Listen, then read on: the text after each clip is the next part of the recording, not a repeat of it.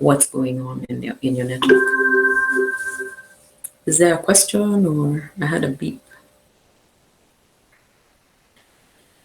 Okay, Yes. so Yes. go ahead. David asks, why would one allow users to access everything without monitoring and alerting for each user?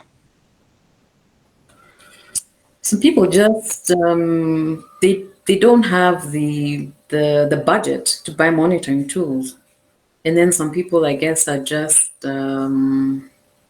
they they don't know how to deploy those tools, so they don't do it. But it's definitely something that we highly recommend to do. Leslie, do you want to add on to that, or? Yeah, I would probably say that sometimes it's lack of knowledge on how to do it. So you'll find a network admin has a lot of responsibilities. So they don't have the expertise sometimes, depending on the experience they've had before. Sometimes it's about budgets, if the organization does not have any budgets to add more. And also most of the monitoring tools, especially network monitoring tools, are usually very expensive. But of course, there are some that are open source, like Nagios. You can use Nagios. You can use Cacti. They can be able to help you monitor your networks. Can I intervene and throw in something? I think there is something that is wrong. I think this is more on Kenya. My name is David. I'm the network manager for Geopol, it's an international company headquartered in Denver. I don't believe monitoring tool are expensive. That guys are so easy to try to figure out what you can use, and most of them go for calculator, but you can write your own script to monitor your system and alert you either by SMS, either by phone. You can even integrate that with your PBX and make a call when someone tries to download pornography, and you let me reiterate again. The most critical part is guys, most of them who are managing networks, they are there to earn money. Some of them don't even have a passion for what they are doing. I've worked with them. I've been in IT for, I think, 20 years, supporting major network. And I think the major problem we have is it's most of the support guys are there to make money. They don't even think beyond what the company provided. Yep. Yeah, thanks for sharing that. You remind me of like the CCTV that was put in Nairobi City.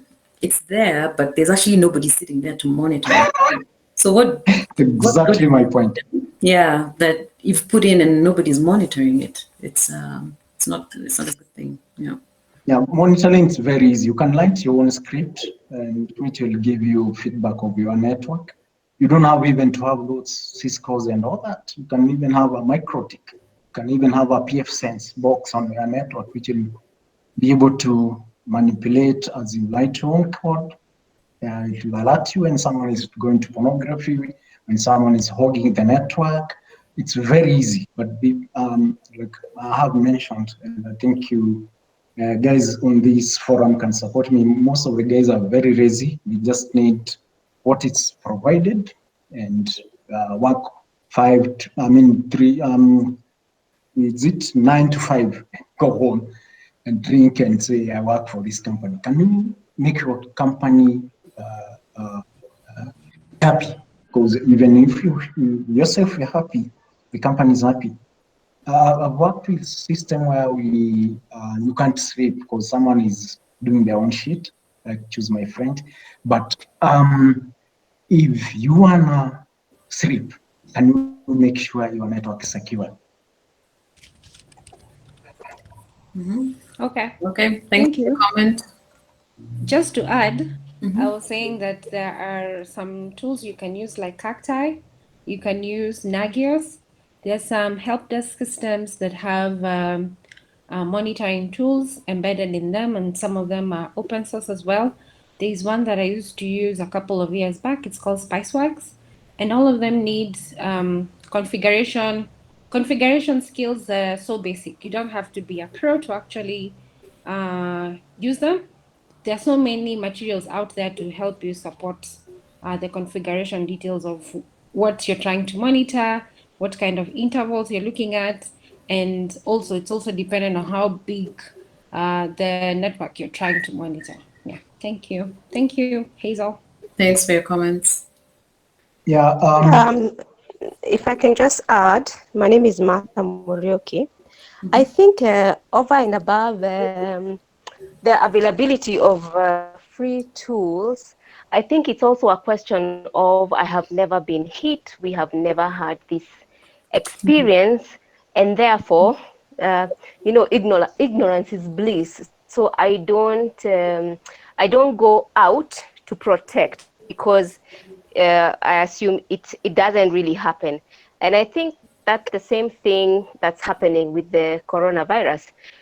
You find that there's a lot of ignorance or breach of the law that has been put in place because you're saying, I have not seen anyone dying. Is this thing real? But when it hits home, you don't have to convince anyone. So I think it's just being in a comfort zone of I have not experienced it, therefore I don't need to move. Mm-hmm. Yeah. That's so true. In fact, most of the calls we get are people who've got an outage or something is wrong, and now they want to know. Mm. Yeah. Exactly. Yeah. Okay. Let's go back to sharing. Yeah, so again, the way this COVID is affecting networks, before you get a service to your home, there are four players that are involved. You have your ISP, who's your telco. So for some people, it's JTL. For some other people, it's Safaricom. Then you've got your regulator. In Kenya, it's the CAC, the Communications Authority. Then you have your exchange point, which is where the ISPs peer. And then you've got your OTT, your over-the-tops, the Netflix, the Googles, the Microsoft Teams, the Zooms. All of these are the over-the-top services. So what are some of the things that the ISPs have done? For example, Safaricom has doubled everybody's fiber connection for free for the next 90 days. So as an example, they have four different offerings. They've got the 5 Mbps, 10 Mbps, 20 and 40. So for example, I get the 20 Mbps per month, which I pay about 6K. And now that's been doubled to 40 for 3 months, which is really good. A lot of companies are coming together, and during this COVID, they're saying, you know what, we're going to come out and we're going to help you. And then, like we mentioned before, Netflix has reduced their image quality so that they can meet the demand. And then a lot of ISPs, they already peer at the local exchange point, but they're doing more peering now just to get a better service. And what this peering essentially means is that if you, for example, needed to go to a site, you don't have to go all the way to the UK. Because of this ISP peering, it can be locally sourced from one of the other ISPs that has already cached it. And then the other thing that has happened with some of the ISPs locally is that they've increased their transoceanic capacity. In fact, recently I was speaking to one of the engineers and they were telling me they're really, really busy increasing their bandwidth and things like that to get better service for people. Because I don't know if you all noticed, but initially when COVID started and there was a lockdown, the network was performing so poorly. I tried to get on and if anybody else in the house was doing something like watching a Netflix movie or something, my network performance would be so degraded. I'd have to use like my mobile connectivity instead of my internet in the house. So companies are really doing a lot to get themselves back. Cloud companies are increasing space, and Google Meet is now being offered for free. Some of the other things that I've seen or my fellow engineers have been telling me they've seen, of course, as more traffic increases, you now get more phishing attacks. Yeah? And this is like COVID related. Companies are increasing their VPN connectivity. They're increasing their licenses. For some companies, they found that they ran out of like their Microsoft Teams licenses. They had to increase those. They're getting bundles for phone usage for the employees. They're installing the SD-WAN we talked about before. And then some big things are also happening where you find like the HQs of companies are connecting to their nearest cloud company. So you find they're connecting to like AWS. Let me interrupt you. What would someone pay for Office VPN connectivity? I don't understand. It's really confusing because for you to have a VPN between your branches, you don't need to pay anything. What do you mean? Why would somebody need to pay? Yeah, there's guys who pay for VPN accesses and all that for inter-branches. So why would someone pay? The only thing you need to pay is bandwidth. You don't need to pay any license for your Office connectivity. No, what I was talking about is some people, their Microsoft Teams licenses have expired. The Office 365 something. Okay. Yes. Yeah, that's your data. That's why. No, there's also another point to what you're talking about. So when you buy VPN licenses, like from Cisco, you buy them in a pack. So let's say you buy. No, you don't need to buy. Why would you buy VPN connectivity? No, you buy. You can use the existing system to just connect to your HQ or branches. Yes, but you buy a pack. Sorry for challenging you on that, because I need to understand why would someone pay for Office branches to be connected? You just pay for internet connectivity. It's a valid point. So when you're buying the number of VPN licenses for your employees, they come in packages. You can buy 100, you can buy 250, you can buy 500. But you don't need to pay that. You can use the existing system to connect to your offices without having to buy anything. Yes, but what happened when people started working from home, there are more people who are accessing the network from home than before. Yeah, but this existing system, the existing systems that you have put on your network, they can support that. I understand that, but if you only had a license for 100 people and now you've got 200 people connecting from home, then you're not going to be able to service the 200 people until you buy a license to cater for those. Yeah, but my challenge is, why would you use a proprietor OS or iOS or whatever it is to disconnect your branches?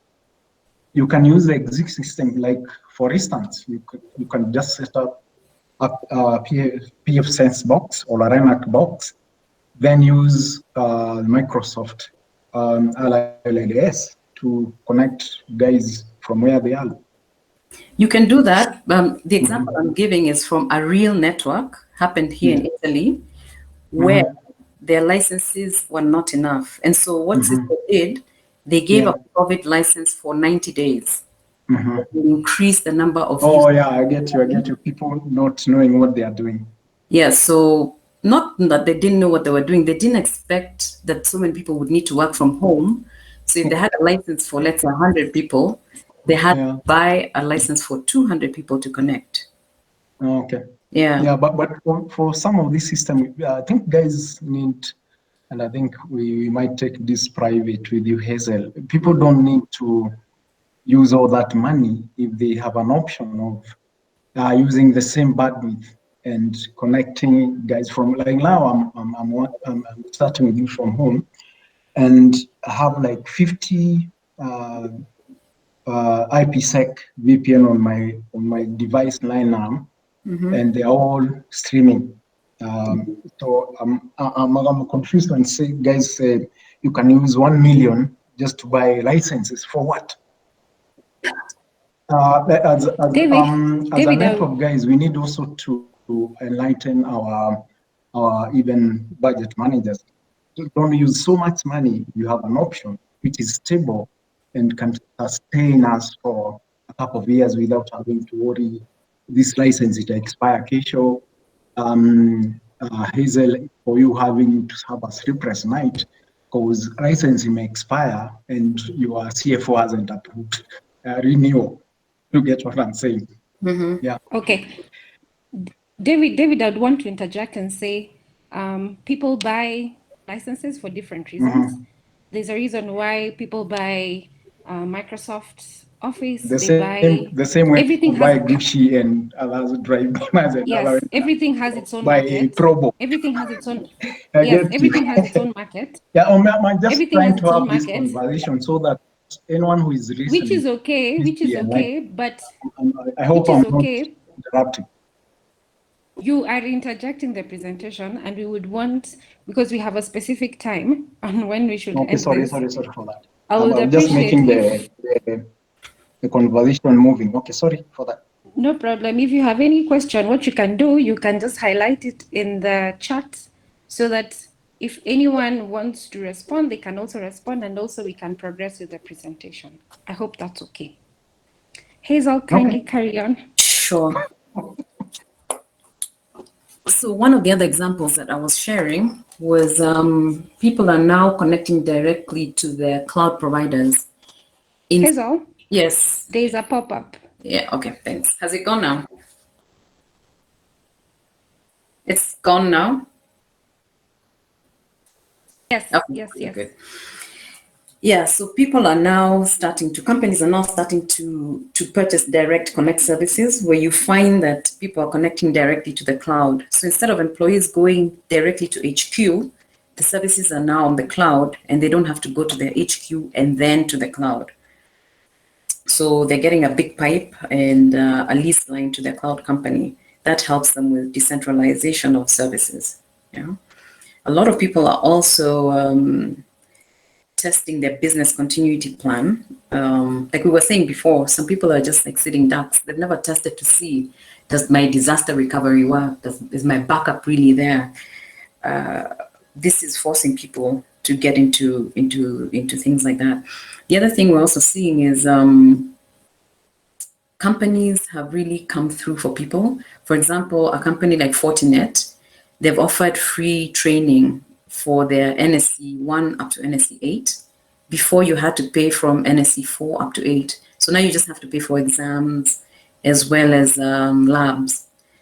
Also, companies like Cisco, they've extended people's expiration dates for their certification. So, for example, in my case, I was supposed to renew my CCIE in November, but they wrote me and said you don't have to renew it until May, which for me, I'm like, yes, I don't feel like starting right now.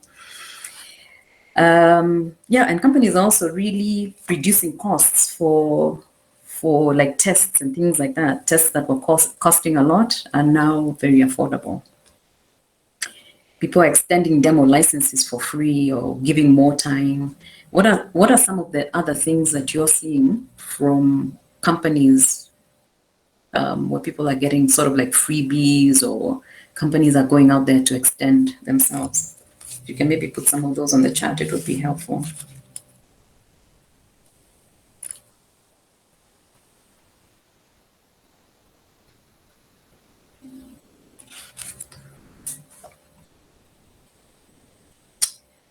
So Mercy, if you see some, you can just stop me. But what is network optimization and why is it important?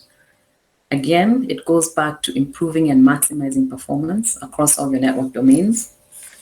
And then you want to have the highest levels of service, because if you're a network manager or like the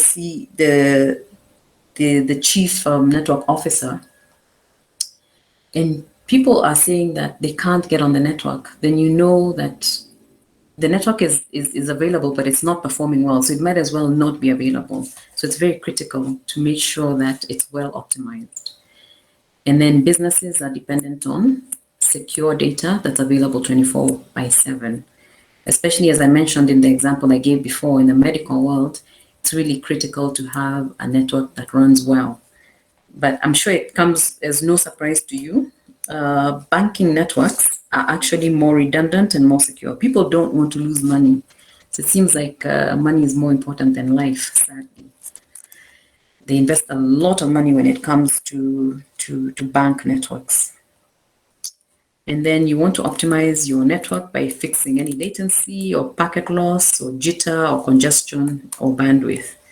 so that the user experience can be good and you can have end user productivity. So what are the things you want to check on your network when you're assessing it? There are things like what technology are you using, or what protocols are you running on your network? How well is your network configured? I remember doing some audits for some clients where they had so many configuration issues and they couldn't tell what was going on in their network until we showed them results of the configuration and the issues the configurations had in their devices. And then a network design is critical. As we spoke about before, it's really the foundation of everything. If it's not well done, it just takes a very small thing to trigger an outage on your network. And what tends to happen is, as networks grow, people don't go back to the drawing board. They just keep adding and piling on. And then one day you find that something has gone wrong on your network and you need to go back and redesign it. Syslog analysis is something else we were talking about earlier, where just take a look at the log and see what's going on and make sure that you have enough storage space for the logs so that you can analyze them when you need them. It doesn't help when something has gone wrong on the network and you can't actually go back because your syslog got deleted, so you can't tell what happened, and then nothing happens again. Hardware review, end of life, and field notices are also very, very critical. You can find that your hardware is actually end of life, and so if it fails, you can't get another piece of hardware like that, which can cause an outage in your network. Then there's bug analysis, which is big as well, and that goes hand in hand with software security alerts. We all know that a bug can cause a very, very big outage in your network. And so patching and upgrading become very, very important. And this is like continuous assessments that you want to do and to keep upgrading and assessing your network.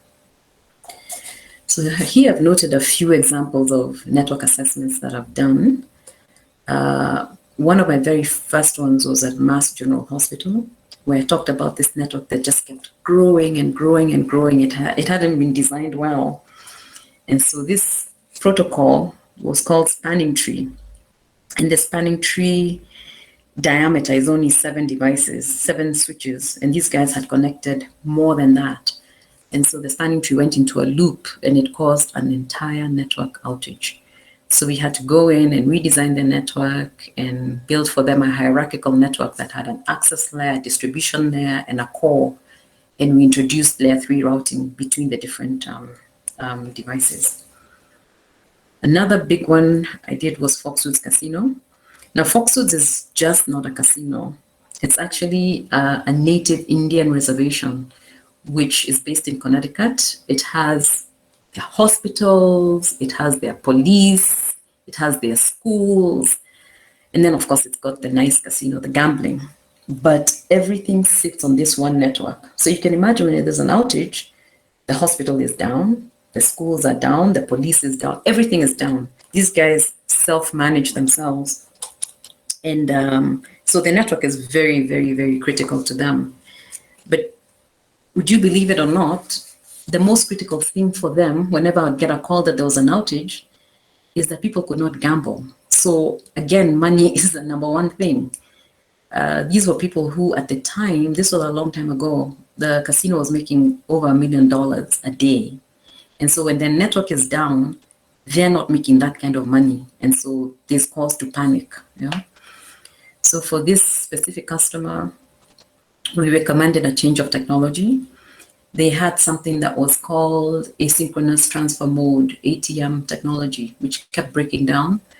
And so we moved them to Cisco's Catalyst switching technology, which after that, they really had very, very few outages. NASDAQ is another one. And this one landed up being a very, very serious one because the ticker symbol was erratic. Again, we're talking about money, and people trade based on looking at that ticker symbol, seeing how much the trade is, and then whether they want to execute or not. And it landed up being a bug in some of their switches that they were running. And so doing a network assessment helped us drill down to what this issue was. It was a very hard one to pin down because it wouldn't happen all the time. One day they'll be fine, and then the next day it hits, which is the case with some bugs. That's the way they'll react. And then locally in Africa, we did an audit for Egypt and Ethiopia Telecom. Both of them were very surprised about what inventory they had on their network. They didn't actually know.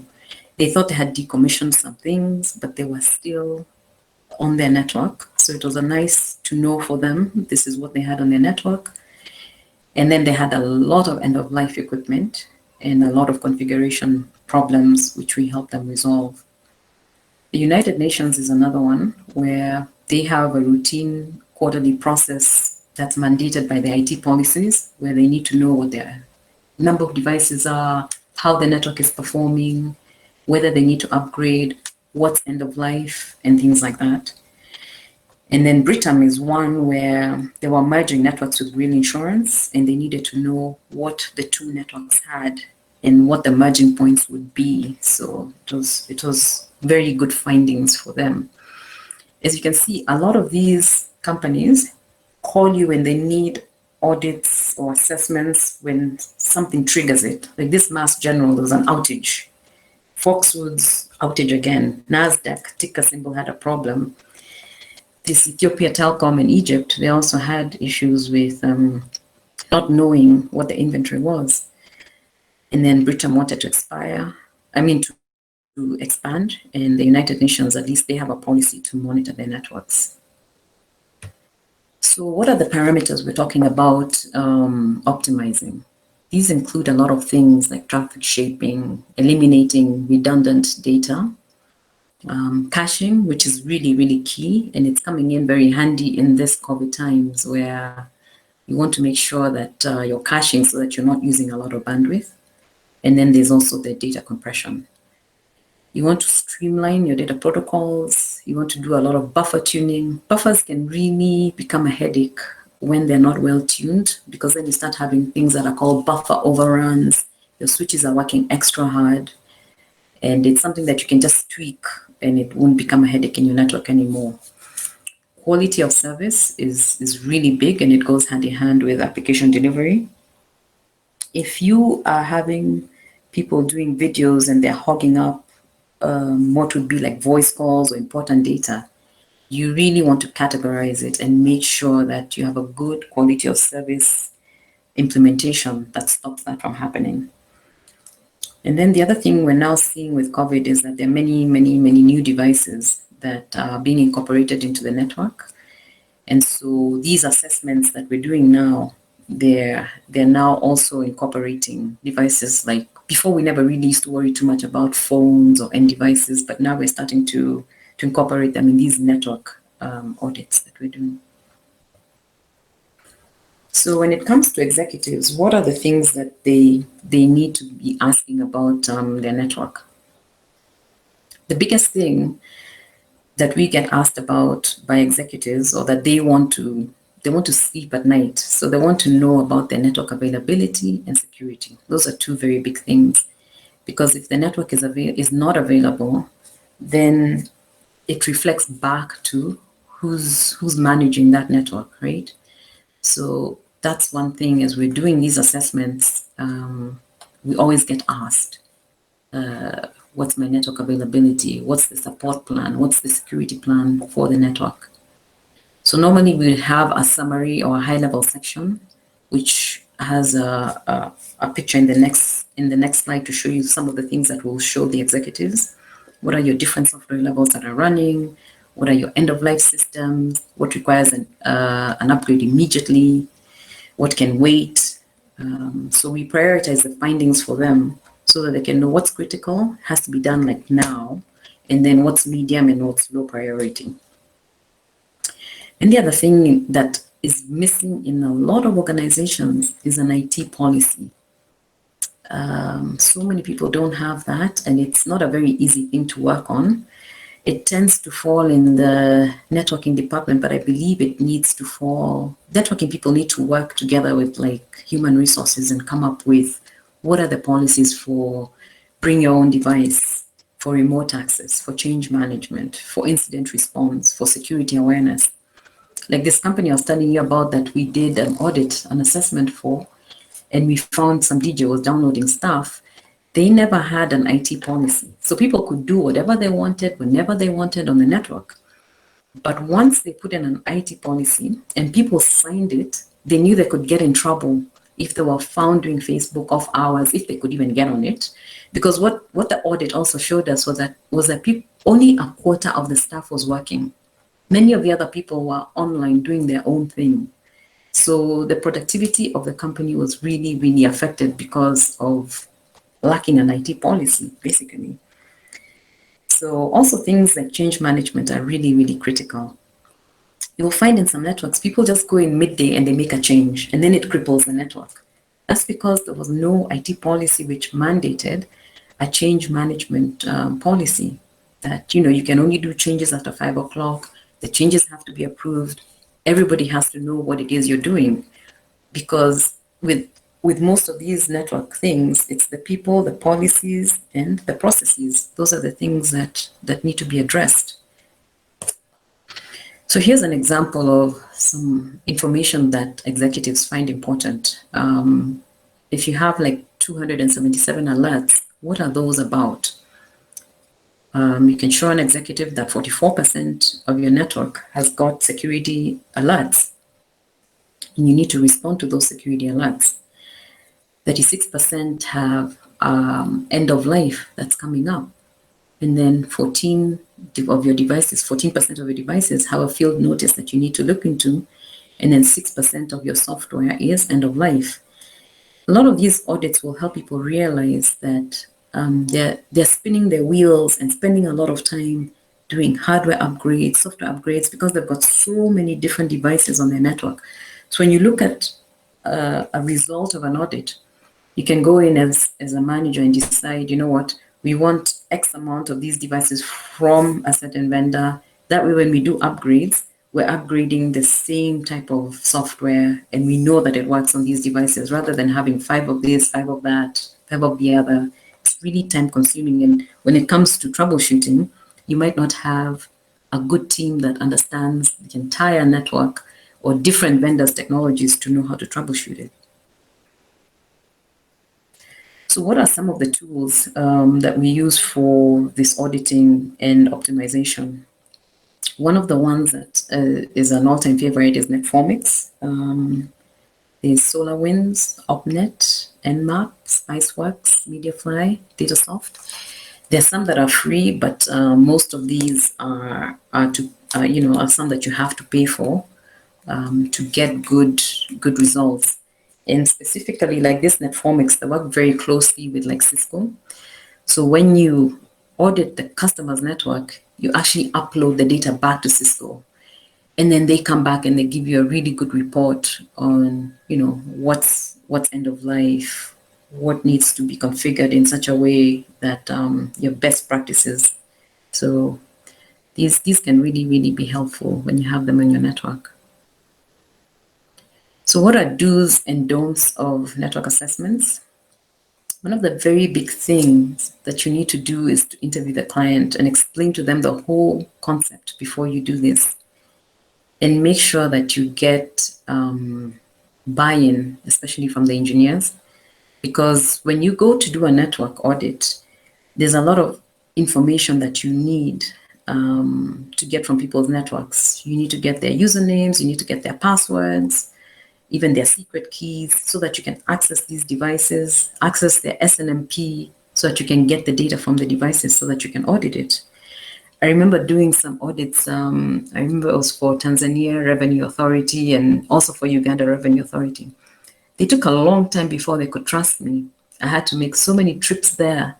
And these guys would always ask me, what if somebody else gets a hold of our data? You know how sensitive we are. What if you pass on the passwords to somebody else? And sure enough, after the audit, they landed up changing their passwords because they just didn't want anybody to get access to their devices, which you actually would not blame them, right? Do expose vulnerabilities that exist to your client. One of the things I find is a lot of these audits, many engineers don't like them because they'll get exposed. If there's something that was wrong in the assessment, does it mean then that the engineer was not doing their job? Is it that they didn't know? So you find that it causes a lot of friction. So what we tend to do most times is once you're done with an assessment or an audit, you first share it with the engineer. Make sure that they understand what it is that you're going to present to the higher ups so that they're not caught off guard or, their jobs are not jeopardized because now there's this finding that they didn't know about and it's being reported to the higher ups. So yeah, it's pretty sensitive. You have to be really careful how you do it. The other thing to do is make sure that you implement the assessment recommendations. There are very many companies, you go back after a year to do this audit or assessment, and you find that they actually never repaired the gaps that you found. So they're going through the same issues that they were going through from before. Again, keep your customer's goal in mind. Why did they call you in the first place for this assessment? Because you can't just go run an assessment just for the sake of. Is it that they wanted to know their inventory? Were they having a performance issue in the network? Did they want to do capacity planning? Did they want to find a fault in their network?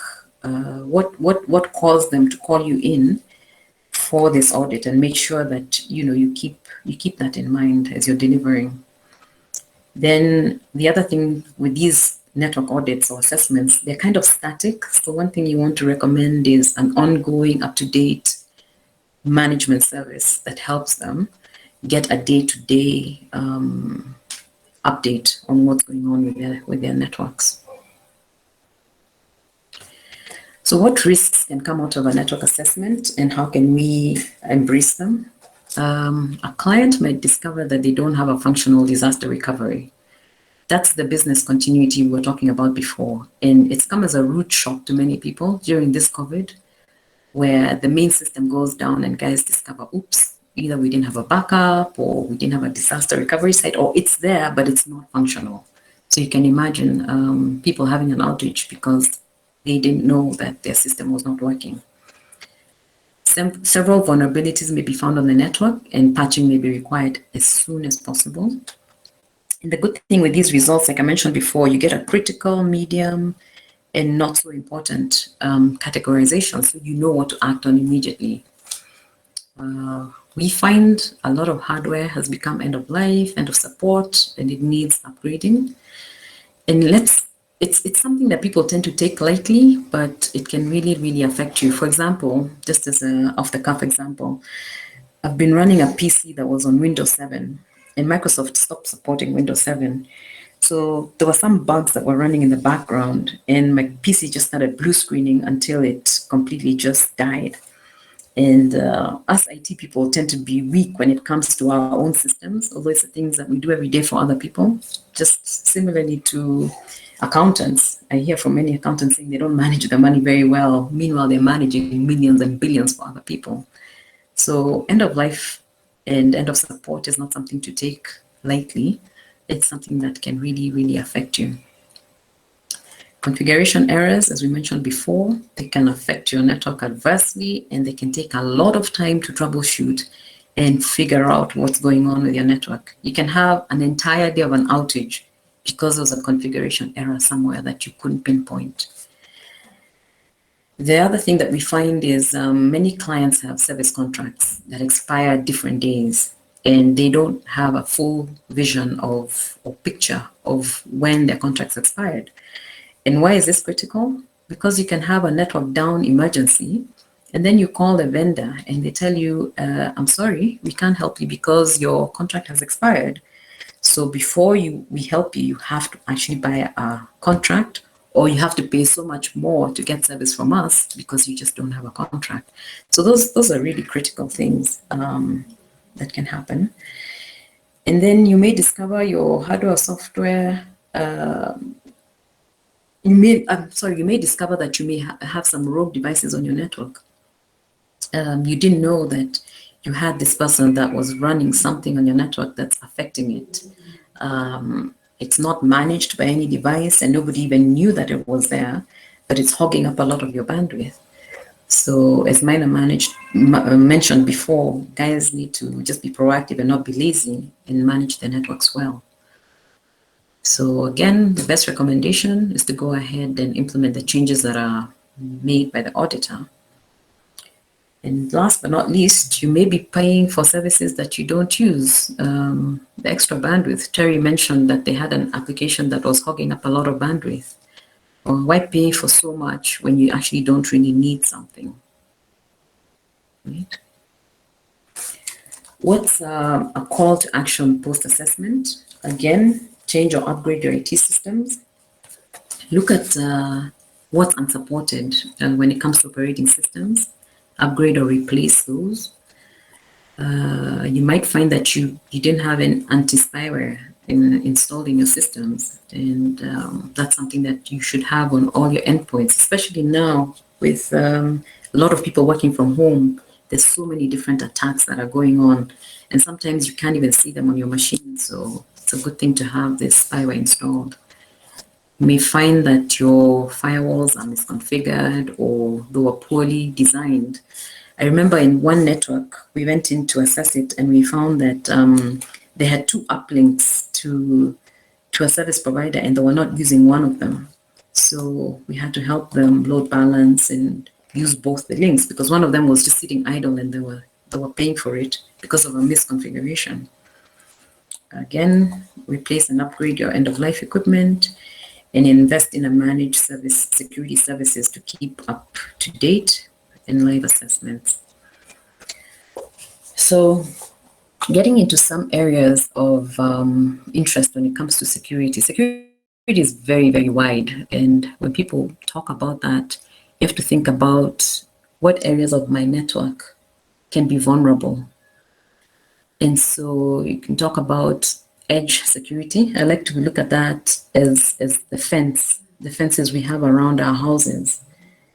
If you don't have perimeter security, then you're putting yourself in a lot of danger because somebody can just walk into your house, right, and get in. But what if you do have that fence and somebody walks in? Let's say it's a trusted person, like a house help or gardener or somebody. That's when now you need something like your data center security. Front door locking in between departments where, let's say, somebody who works in IT cannot get into accounting or cannot get into human resources. You have to make sure that your data center is secure and different departments do not have access to be able to go into whatever devices that they feel like going into. Mobile security is big. It's a huge one. It's almost like a whole area in itself. With this uptake of wireless and mobile devices, you have to be really, really careful that people don't come in through your wireless network and hack you. It's happened a lot. We've seen it with so many companies. Even in the US, every now and then you'll see, oh, so many credit cards were hacked. Somebody came and sat outside with some rogue device and they were able to connect and they were able to get all these credit cards, credit card information of customers. So it's a very key area where you have to make sure that you're secure. And then there's cloud security. This one is affecting a lot of people lately. We recently had a client who first their database was deleted and then it was an insider who went in and whatever cloud backup they had also deleted that. And so they were vulnerable in very many ways, caused a lot of days of outage and really, really affected their business. So cloud security is also really, really key. Then again, you've got the endpoint security, which we talked about. And backing up is very key, as well as data loss prevention. These are areas that even Mercy can help us with, as well as Techminds, where I'm from. The areas we can help your network. Encryption is very, very key. Make sure that your data is encrypted between the different points. And then disaster recovery. I can't emphasize on that enough because if you don't have a functional disaster recovery, even small scale, like the way I just told you my PC died, if I hadn't backed up, I'd be in a lot of trouble. So DR is very, very, very key. you can end up losing your business just because you lost your primary data site and you didn't back up. So it's very, very key. Are there any questions or comments on here? Maybe I can pose a question to you about audits, especially if you represent an organization that allows free internet. Imagine like a cafe or a co-working space where you have a plethora of devices coming in and out. How do you make sure that you audit right? Because you have too many new devices coming in and you don't know them. And you have an open internet to certain people. Because sometimes I see when you're going to cafes, they tell you use this one, don't use this one is for the office and whatnot. Is that a security risk? And also, if you have an organization or you represent an organization like that, how would you audit your network differently? So one of the things that I was even mentioning before is that some of these assessment tools are now incorporating end devices as, and they were not doing that before. You would find like when we use Netformix, it would ask about, it would go to the level of phones, but now we're finding that it's going to the level of printers and level of PCs and things like that.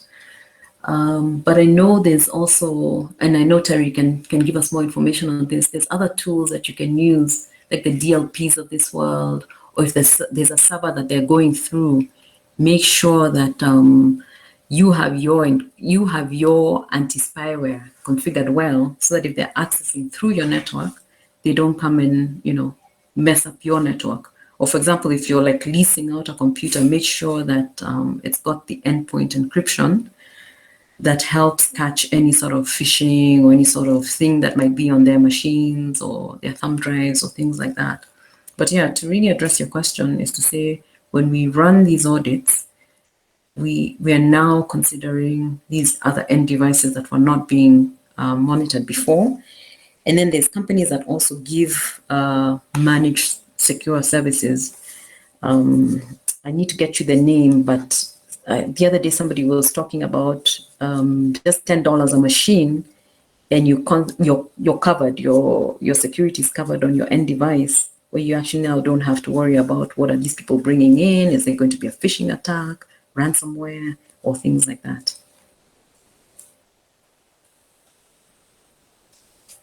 There's a question, but before I pose that question, I just want to say that security, sometimes I think about security as your own body.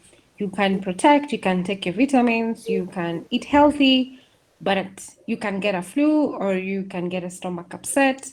So you can try and protect yourself as much as you can, but sometimes things just happen. So yeah. So the question is, I believe network security also covers the CCTV cameras and the like. How do you ensure the security of such devices? Of things like CCTVs, I'm going to ask Terry to help us with that because I'm not on the CCTV side, but I'm sure there's ways that that can be covered. Terry, are you still on?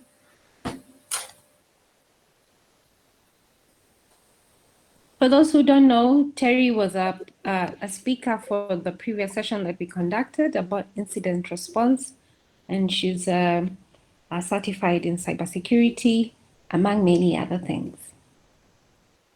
Terry? I'm here, Mercy. Can you hear me? Yes. Okay, fine. So the question is whether there are there's a security to be installed on the CCTV. Let me repeat the question. Okay. I believe network security also covers CCTV cameras and the like. How do you ensure the security of such devices? I think also physical security of CCTV is also critical, but you can talk about it. Usually when you're configuring CCTV, there are interfaces that you have, and most of the security goes into the configuration aspect. But also there are things that we put to monitor in case you get a hack. So from a physical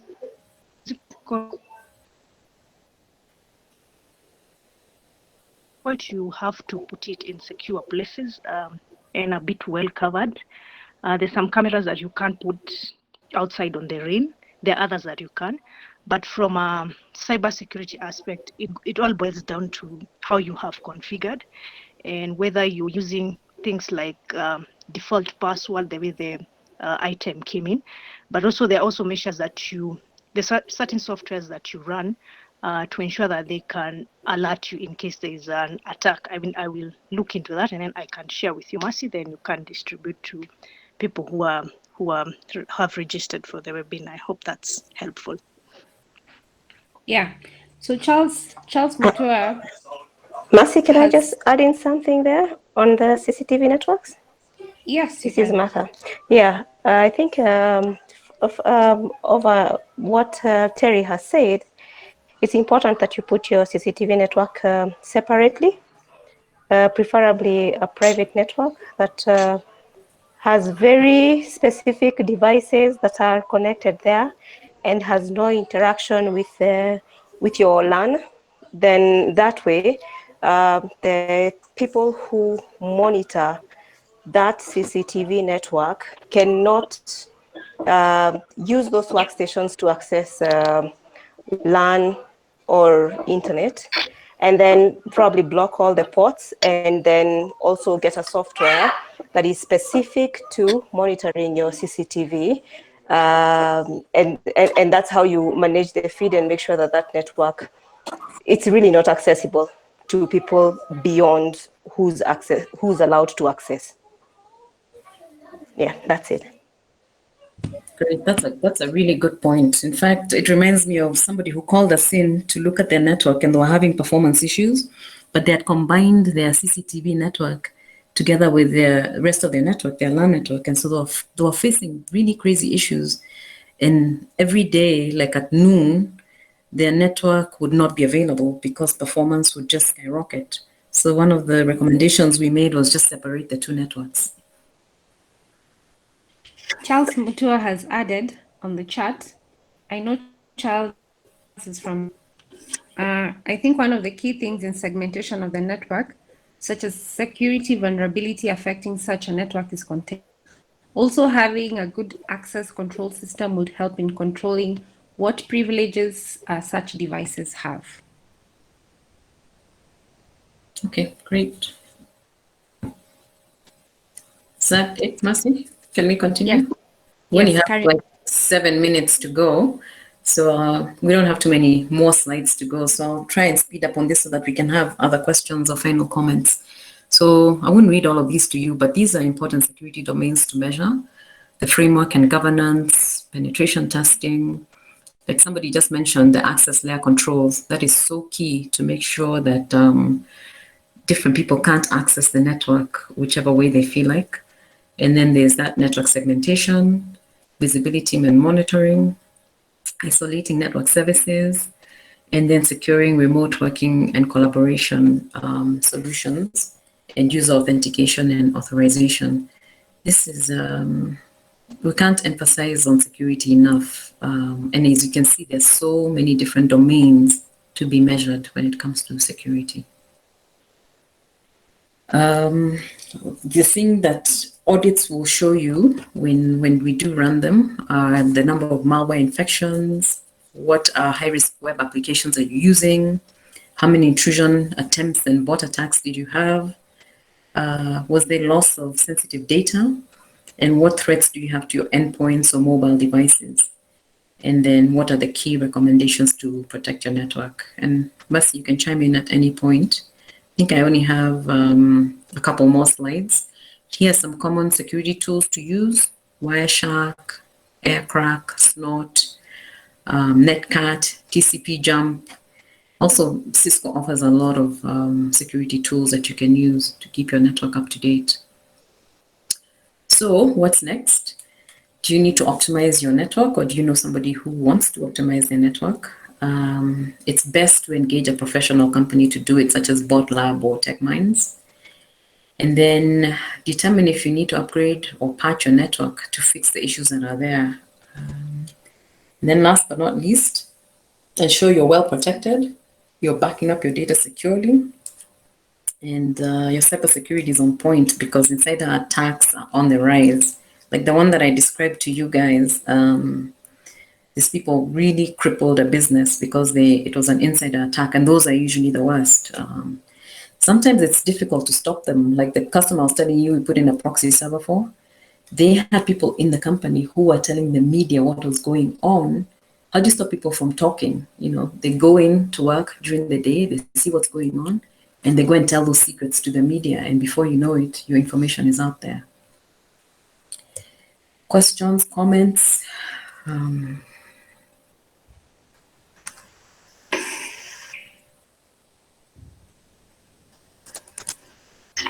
Yeah, this is Martha. I'm trying to post my comment, but for some reason it's just failing. I hope I can just raise it here.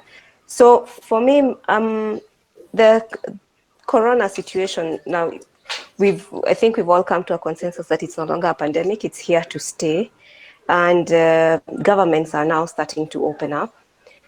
What kind of shifts are you seeing in the short to mid-term in terms of security, remote working, and probably what organizations need to watch out for? Let me take a stab and then I'll pass it on to Mercy. I think for sure, having encryption on your end device at home, whether it's the Nortons or Kaspersky's or some of these, because there's a lot of things that are coming on email and people are tending to click on them because there's a lot of promises of, oh, you can get money, this and that, COVID related. Then you click on something and the next thing you know, your machine has been hacked, There's also a lot of ransomware we're seeing where people come to your network and they say, if you don't give me X amount of money, I've locked up all your data and I'm sorry, I'm not going to give you the key to unlock it. So it's best to have your security systems up to date, and the different domains we mentioned about. Look at all those different layers, secure yourself and make sure that when the attackers come, at least you've done your part to try and ward them off. And then just don't click on emails and sites that you're really not sure about. If you see it's like maybe like the way KQ was saying, we've got free air tickets. You look at the website and you're like, this is not even a KQ website. Just don't click on it because you might land up downloading something that then takes over your machine, and before you know it, it's a worm that goes to the rest of the network. Mercy? I would probably say that, first of all, when more and more employees are returning back to work, there would be more people working from different places, meaning a higher level of monitoring is required, because now not only are people working from home, but they're also working in the office. It becomes like a cocktail of where people are trying to access the network from, meaning you need to really put in a lot of effort into the alert systems that come with the monitoring of the networks. And then also, I would say sensitization. If you are able to, you could have sensitization sessions, especially video-based for the organization. You could do it in teams to educate different levels of employees on some of the things that you currently see within the space. For example, there's a lot of, I think we were just speaking with Hazel about a celebrity whose Instagram account got hacked and everything was deleted. And it was because she saw an email and she was happy and she clicked on it, and the next thing, everything is gone. So there's so many things that can really happen, but sometimes it's employees don't know. We all know about committee, but still people get duped, guys. Why? Because sometimes there could be a point of vulnerability. So high sensitization of some of the attacks that you could foresee within your organization, and providing sensitization trainings within your organization, as well as high monitoring of devices. So monitor more, because you can be able to see when you monitor your network, you monitor the devices, it helps you have a glance of what could actually happen if it was to happen. Yeah. I hope we've answered your question, Martha.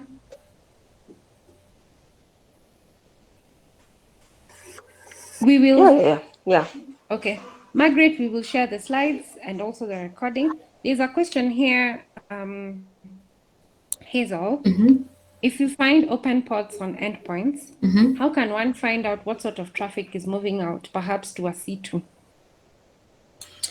One of the things you can do is, as I was talking about firewalls and looking at configurations, you can look at what's been opened, what's not been opened, how do you close those ports that you don't want.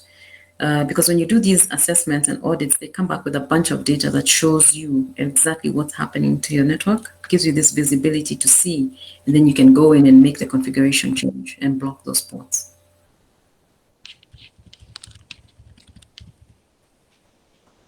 Thank you so much. We are just 1 minute past 7:30. Thank you so much for the contribution to the audience who signed up, the ones who showed up. Thank you so much. Once again, feel free to contact us. Hazel and I and Terry work a lot together. So feel free to contact us for any session. And this is our last session for the cybersecurity session. We have a session on Thursday about data protection and remote working. So if you're still interested, we've closed the registration, but if you email me, I'll make sure you're included in the list. So thank you so much for tuning in. Thank Before you. you drop, Yeah. there's just one other comment I have. This was one of the engineers that was working on the account where they had a VPN upgrade. And I just wanted to circle back with the team because I know Mina had questions on that. We'll take it offline, but the engineer wrote me and said that they're talking about 5,000 users on the network. And it was a corporate VPN solution where they could not use an open source solution. So in this case, they had to seek for more licenses and they were stuck with basically that solution. Okay. So we feel free to follow us on social media. We have more sessions going on next week. So feel free to follow us and tune into our other sessions. Thank you so much. Have a lovely evening. Good night. Thanks, everyone. Bye-bye.